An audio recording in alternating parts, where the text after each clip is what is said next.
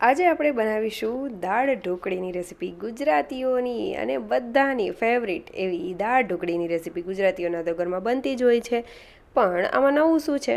નવું એ છે કે એક ટ્વિસ્ટ સાથે બનાવવાના છીએ અને ખૂબ જ ટેસ્ટી, ખાટી, મીઠી, તીખી અને ખૂબ જ સ્વાદિષ્ટ એવી આજે આપણે દાળ ઢોકળીની રેસીપી બનાવવાના છીએ.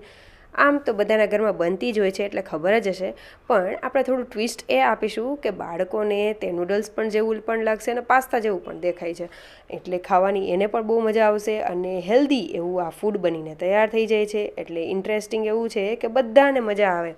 તમે જોઈ શકો છો કે આપણે કઈ રીતે બનાવેલું છે.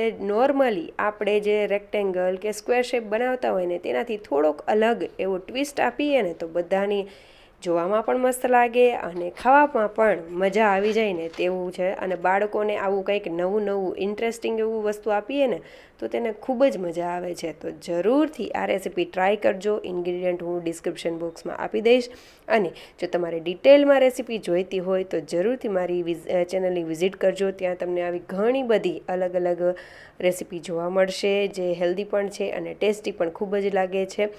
અને આ રેસીપી તમે ટ્રાય કરીને મને જરૂરથી કહેજો કે તમને કેવી લાગી. અને જો તમે આ રીતે બનાવતા હોય તો પણ મને કમેન્ટ કરજો.